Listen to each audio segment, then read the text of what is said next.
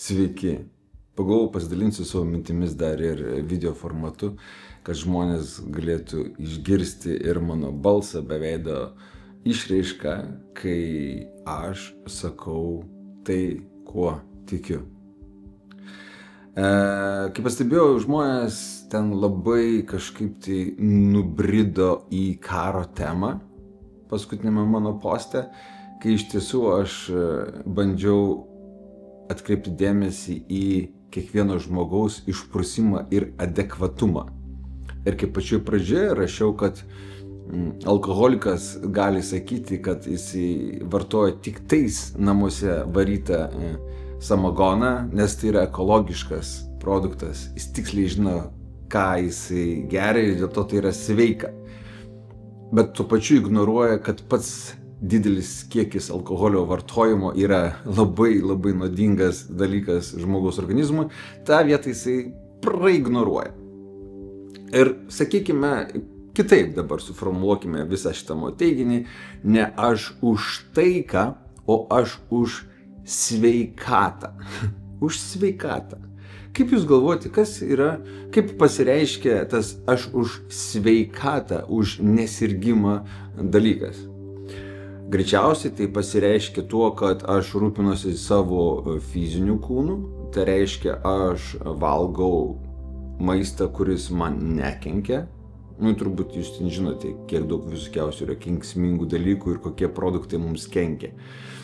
Tada aš negeriu skysčių, kurie suteikia mano smegenims kažkokių tai sužalojimų, kurie nekenkia mano kraujagyslėms, mano kepenims.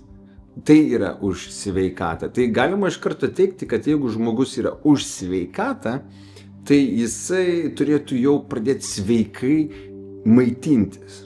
Bet to neužtenka. Reikia dar ir sportuoti, kitaip sakant, dar tokį fizinį krūvį patirti arba, kitaip sakant, raumenis naudoti, kad vyktų tas visas organizmo judesys, per kurį plaukia visa energija, limfa, tenais ir visi kiti dalykai, kad organizmas galėtų funkcionuoti. Taip, nes jeigu jisai sėdi ant fotelio visą dieną, tai jisai stingsta dėl to, kad tam visam limfai sudėtingai yra cirkuliuoti organizme. Tai va, pradedam nuo to, kad sveikata, žmogus, kuris yra už sveikatą, tai yra žmogus, kuris teisingai maitinasi, nevalgydamas visokiausių tručizmų, ir sportuoja.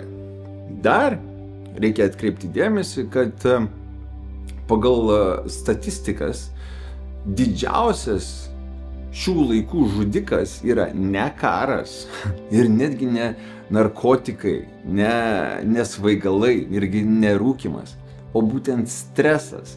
Nes iš streso, vidinio nerimo, atsiranda labai daug visokiausių ten lygų arba, kitaip sakant, sutrikimų. Tai ir aukštas kraujospūdis, ir pastovi nervinė įtampa, ir nemiga, ir nerimas. Visas tas dalykas stumia žmogų prie pastovios neramybės įtampos.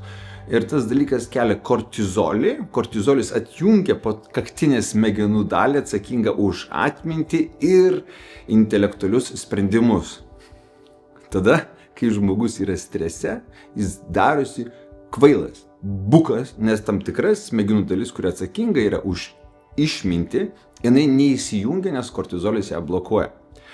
Dabar mes galime prieiti prie išvados, kad jeigu mes kalbame apie tai, kad mes esam už sveikatą, tai neužtenka vien tik tais maitintis, sportuoti, reikia dar užsiimti ir smegenų, arba kitaip sakant, savo emocinę higieną.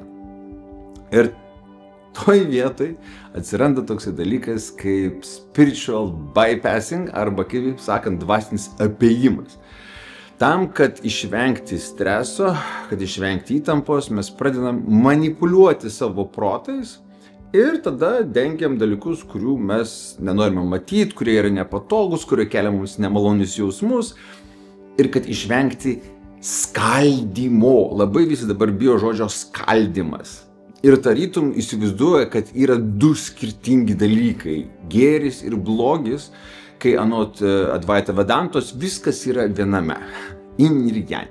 Suprantate dalyką, ne? Viskas yra vienas produktas, taip kaip vakarėlis, kai žmogus baliavoja ir pagirios yra vienas produktas. Tai nėra, kad vieną kartą vakare gėriau, čia buvo vienas epizodas, o tada pagirios kitas epizodas. Ne. Tai yra vienas ir tas pats. Kai mes susimokome už vakarėlį, mes sumokame savo laiku, energiją ir pinigais už pagirių laiką irgi. Tai vat, liga ir sveikata irgi yra tos paties būtybės dvi pusės. Jeigu mes pasirinksime tingėjimą, pasirinksime ėdimą bet ką, kas mums yra skanu ir pasirinksime visokiausias stresą keliančias mintis, mes einame link ligos. Bet jeigu norime eiti į kitą pusę, link sveikatos, mes turime pradėti racionaliai mąstyti, ką mes dedame į burną, tada kaip mes sportuojame, ar mes iš vis tai darome. Ir tada trečias dalykas, kiek mes streso savyje turime. Taip. Aha, dabar įdomiausia dalis. Kai aš skaičiau knygą, nenoriu apie tai kalbėti, nors ten parašyta apie vyrišką depresiją, bet iš tikrųjų tas dalykas tinka visiems, tiek moterims, tiek vyrams. Galbūt pagrindinis dalykas buvo parašytas tame, kad moteris dažniau kreipiasi į psichoterapeutus, o vyrai dažniau renkasi svaigalus. Nes jiegi yra vyrai, mesgi nejaučiam, pas mus problemų nėra, mes esame tie, kurie tik važiuoja, go, kol vieną dieną sulūžtam. Tai va, ir pagrindinis skirtumas, bet pagrindinis, ką aš noriu pasakyti, akcentas tos knygos yra nejautra. Taip, tai kai mes savo neleidžiame jausti. Pavyzdžiui, kaip berniukai yra auginami ir mums yra kalama į galvą, tu vyras, tu neverk. Čia neprašyk, čia atiduok mažesniam, čia mergaitę praleisk visur. Aš nesakau, kad mergaičių nereikia praleisti. Bet kai yra pateikiamas tas dalykas, kad mergaitės praleisk, nes tu esi mažesnės vertės, o ne dėl to, kad mergaitė, joms patinka tai, praleiskit, parodyk jai dėmesį, parodyk jai pagarbą. Bet kai yra ne, mergaitės pirmas eina, nes jos vertingesnės už tai. Tada vyrai savo vertę pradeda traukti į apačią. Ir jiems, kai sako nejaus, to vietoj, kur galėtų formuotis jausmas, ten susiformuoja toksai mazuolis, per kurį mes nustojame jausti. Kai mes nustojame jausti savo poreikius, savo jausmus, mes nustojame jausti ir kitų žmonių jausmus ir poreikius. Suprantate, kame čia visas fintas?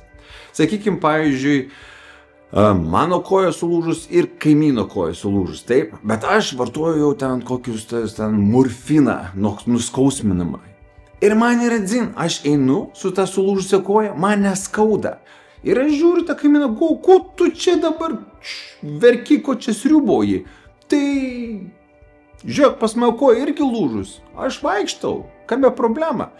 Bet yra vienas dalykas, jisai žino, kad jam koja lūžus, nes jam skauda ir jis tai jaučia. O aš, sakykime, būčiau tas, kuris ten apsinarkašinės, apsitvojęs esu ir man neskauda. Bet realiai, ką aš padariau su narkotikais, aš apeinu skausmą, aš nekreipiu dėmesio, aš ignoruoju, tarytum jo nebūtų. Ir aš esu įstikinęs, kad kaimyno koja greičiau sugis dėl to, kad jis ją sugipsuos, jos neskaudins ir tada jai atsiras laikas sugyti. O aš, panaudojęs tus visus, sakykim, nuskausminamuosius, toliau žingsnius ir turėsiu tą problemą daug ilgiau. Tai vat, link ko aš vedu, link to, kad mūsų nejautimas, mūsų nejautra yra taip ilgai užsitęsusi ir jinai tęsiasi per kartų kartas ir mes nejaučiam, mes net žeminam tuos, kurie jaučia. Ir toj vietoj pas mus pradeda nebeatsirasti tokio suvokimo, kas yra tas skausmas, katroj vietoj yra smurtas, kas yra smurtas, ar čia smurtas, ar čia nesmurtas. Aš, pavyzdžiui, kai kalėjime buvau susitikęs su vienu tokiu žymesniu Lietuvos nusikaltėliu, Gaidjurgiu, ir mes šnekėjome apie įvairius dalykus ir jisai sako, žmogau, mane čia pasodino už tai, kad aš žudikus žudžiau, ašgi padariau paslaugą Lietuvai. Aš nužudžiau 4 žudikus, kurie žudė kitus žmonės. O mane už šitą nuostabų dalyką, už tai, kad aš apsaugau lietuvių žmonės, įkišo į kalėjimą. Tu įsivaizduoji? Ir tu klauseis juos kaip, make sense, rimtai, tai nesažininkai su juo pasielgia. Jisgi geras žmogus, špygą taukota. Ir aš taip kartais netgi pajuokauju, jeigu mes išleistumėm į laisvę daktarą Henytę ir duotumėm jam poziciją mokesčių inspekcijoje rinkti mokesčius, aš įsivaizduoju, kaip greitai būtų pririnkta daug daugiau mokesčių negu reikia. Dėl to, kai Henytė ateitų tartis, kad tu nesumokėjai mokesčių ir tai nebūtų jokių tokių apėjimų, visi čekiukai išnyktų. Visi politikai net nedrįstų čekiukų nešti. Sakytų, ne, mums nereikia, mums užtenka algos. Nes Henytė ateitų, sakytų, ¿Qué pasa? ¿Cómo estás, amigos? Ką jūs čia dabar daro? Jūs Lietuvos žmonių tarnai esat. Tai ir tarnaukit. Ką jūs čia dabar traukit tuos čekiukus savo, kad susigrąžint kažkokius tai lėšus, kurių nesat netgi išleidę asmeniškai. Ar jūs iš tikrųjų norėtumėt, kad Henytė būtų išleistas ir pastatytas į mokesčių inspekcijos direktoriaus pareigas? Man atrodo, abejo. O jeigu tulpinius išleistumėm, tai iš viso būtų kosmosas, Jie tai iš karto tvarkytųsi su visais pažeidimais labai konkrečiai ir žmonės bijotų daryti pažeidimus. Aišku, žinote, kad atsirastų tokie viski korupcijos dalykai, apie kuriuos tai būtų nes būtų per pavojinga kalbėti. Nes dabar demokratijoje gyventume, mes galim šnekėti, ką tik norime. Mes galim pilti paplavas ant politikų, čia jos apžodžiauti, pravardžiuoti. Ir mes nekrentam per balkonus ir langus iš viešbučių. Kaip yra vis dėlto smagu, kai demokratija veikia. Nes jeigu jos nebūtų, už kiekvieną pasisakymą mes jau skristumėm kažkur tai. Bet kadangi mes gyvenam demokratiškoje valstybėje, mes turim galimybę visą tai išnekėti. Ir tuo pačiu aš noriu pasakyti, kad nei Gaidjurgis, nei Henytė nėra kažkokie tai demonai. Tai yra žmonės, kurie augo tam tikrose aplinkybėse. Ir tai buvo formatas, kuriame jie augo, ir tai buvo vienintelė kalba, kurie kalbėjo. Būtent tame ir taip. Ir mano pagrindinis klausimas visą laiką yra, žmonės, kodėl mes taip mąstome? Kas su mūsų galvomis yra taip? Tas pats dalykas, kaip nuvažiavęs į moterų kalėjimą, aš teiravausi tų visų nuteistųjų moterų, ko žiūrėkit, pagal statistikas, jeigu padarytumėm 1:1 vyrų ir moterų skaičių sėdinčių kalėjimus, tai moterų žudikių skaičius yra daug didesnis negu vyrų.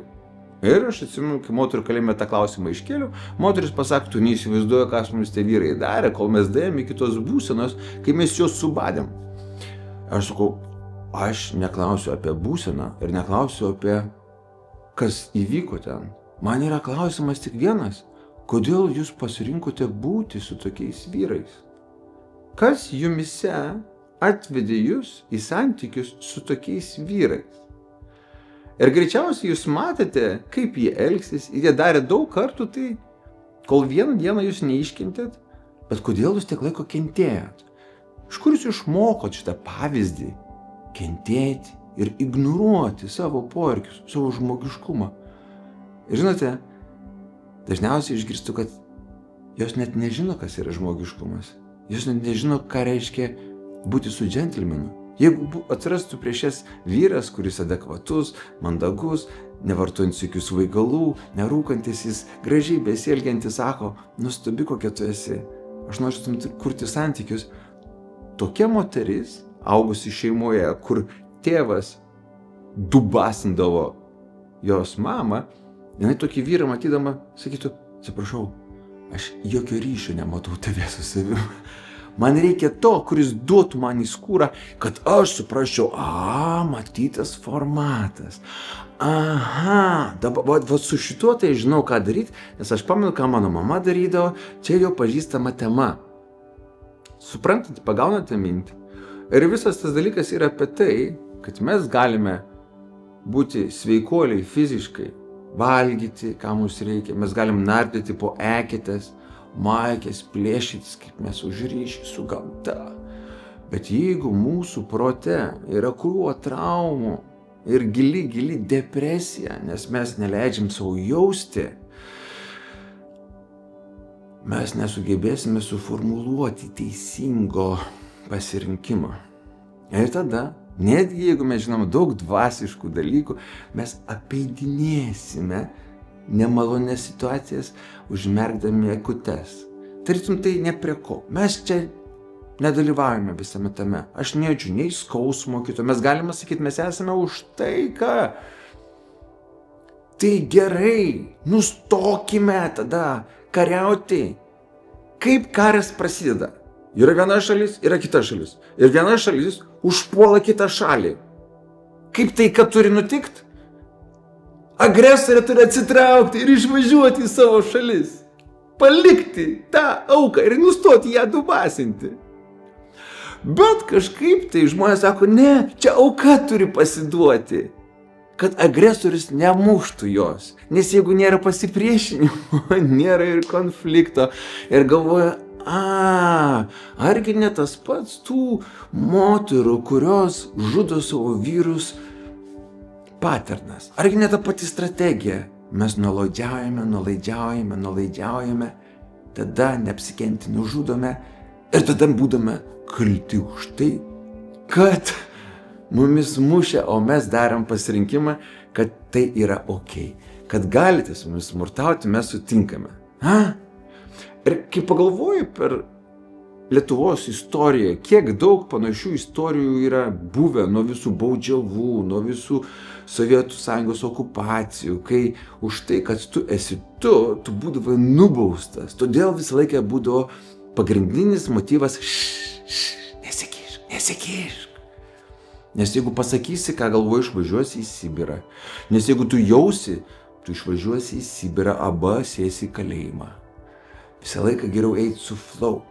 Jeigu visi korumpuoti, aš irgi korumpuotas, tai. Jeigu visi vagis, aš irgi vagiu. Nes tada nebūna konflikto, aš einu su srautu, mes visi gražiai darome tą patį, nes tai yra saugu. Tol, kol tai nepaliečia mūsų vaikų ir žmonių artimų. Va tada mes pradedam reikalauti demokratijos, teisės, adekvatumo, sąžiningumo. Bet mesgi esame ta dirva, kurioje to viso sąžiningumo nerasta. Brangieji. Yra toks pasakymas, kad asilas gali nešti 100 knygų, išmintingų šventraščių ir jis vis tiek bus asilas.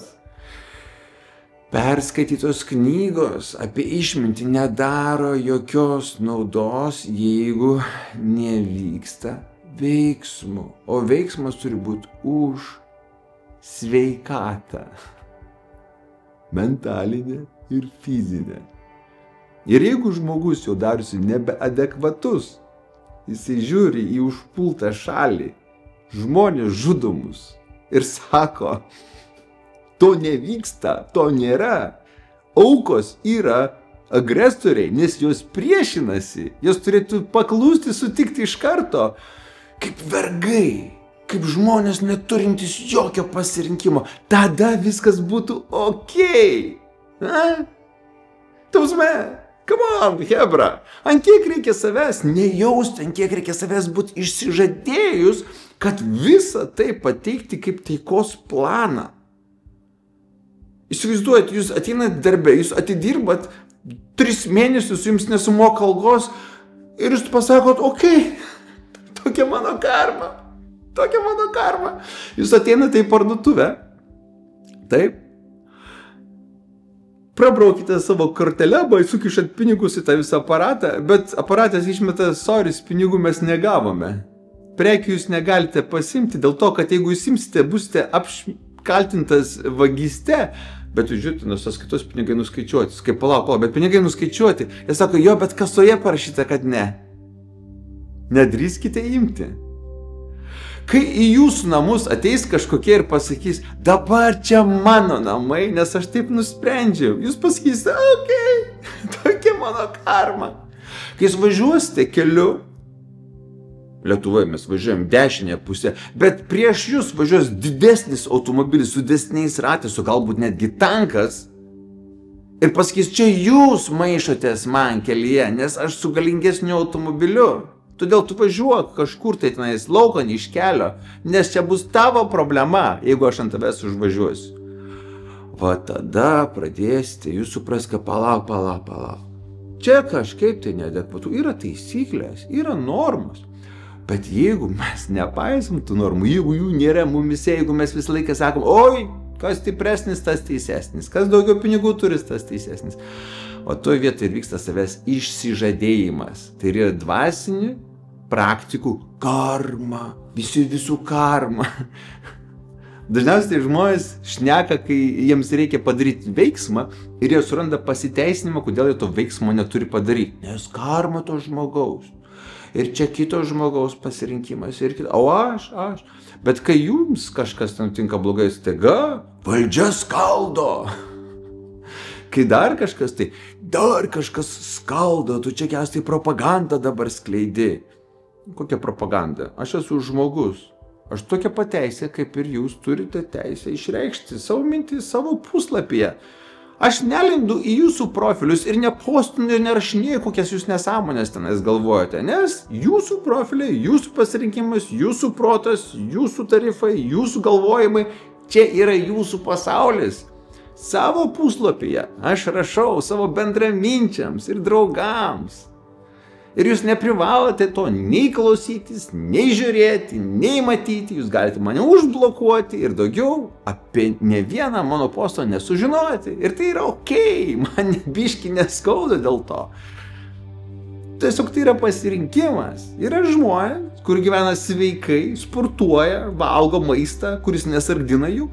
Ir yra žmonės, kurie nesportuoja, ėda viskį junk foodą. Yra žmonės, kurie lavina savo smegenis ir ieško dalykus, bando suprasti, kad egzistuoja skirtingos civilizacijos, skirtingos politinės grupės, skirtingi dalykai, istorija vyksta, kaip čia kas čia darosi, man yra įdomu. Yra žmonės, kurie to dalyko nedaro, jie tiesiog pasižiūri YouTube, kažkas tai pasakė, vadinasi, tai yra tiesa, o kuom remiantis vis tai sakė, nereikia aiškintis, nes YouTube'ai pasakė. O dėl to ir atsiranda tokie visokiausi inkvizitoriai, atsiranda visokiausios indulgencijos, kitas pats šventas raštas sako, nežudyk, bet tada atsiranda kunigas, kuris sako, aš to išrašysiu popierį, kad tau Dievas atleido nuodėmes. Todėl mes nebesuprantame, kas yra įstatymas, mes nebesuprantame, kas yra tiesa, mes nebesuprantame, kas yra teisinga, o kas ne. Visi turim savo nuomonės, kurias mes turime suformavę iš savo praeities traumų ir skausmų ir nenorėjimo pažvelgti į visą tai. Ir tas reiškia tik tais tiek, kad mes visi esame žmonija. Ir jeigu mes nesusikalbame, tai čia mūsų visų bendras reikalas. Vieni bandys suprasti viens kitą ir rasti kalbą. Galbūt dėl to aš ir važinėju kalėjimus, nes man labai yra įdomu būtent tas sluoksnis, kuris jau, kaip sakom, netgi žudo, netgi laužo žmonėms kaulus ir kas jiems su galva yra ne taip, kad jie tokiam lygiai yra. O kiti žmonės, jie tiesiog smerkia ir net nesigilina, nei kur, nei kaip, nei ką. Jiems tiesiog neįdomu. O man labai yra įdomu sugalvoti, kaip galėtumėm daryti prevenciją, kad apsaugoti aukas, ateity, kad tokių dalykų nebevyktų. Ir kaip apsaugoti pačius žmonės. Nes kai tu padarai kažką tai blogo, tavo karma sublogėja, tavo sąžinė tau skauda, tu laisvės netenki, tada tavo artimieji žmonės netenka kontakto su tavimi. Yra labai daug skausmo ir iš tos pusės. Ne vien tik tais, kad auka patiria. Visa tai man labai rūpi. Visą tai aš ieškau ir bandau suprasti. Ir aišku, kai kurie nori pasakyti, kad aš esu agresorius, nes aš nesutinku su jų nuomonė. Sorry, žmonės, aš irgi turiu teisę būti tas, kas esu, koks esu. Ir mano požiūris būtent apie tai ir yra. Debesų piemuo nėra tas, kuris gano kitų protus. Debesų piemuo tai yra žmogus, kuris žiūri į debesį ir sako, o, tas debesis man primena žirafą, o tas debesis man primena begemotą, o tas debesis panašus į namą, o tas debesis yra tai. Ir aš žiūriu į žmonės ir bandau suprasti, kokie jie debesis yra, bet tai nereiškia, kad aš esu teisus ir ką aš pasakau yra tiesa. Tai tik mano mintis ir jūs jų girdėti neprivalote. Jeigu jūs randate kažką tai naudingo tame, super, džiaugiuosi iš jūs. Jeigu ne, skipinkit. Tiesiog scrollinkit ten, kur jums patinka. Eikit prie savo lesyklėlės, valgyti to, kas jums atrodo skanu. Ir pabaigai pasakysiu tokį paprastą dalyką.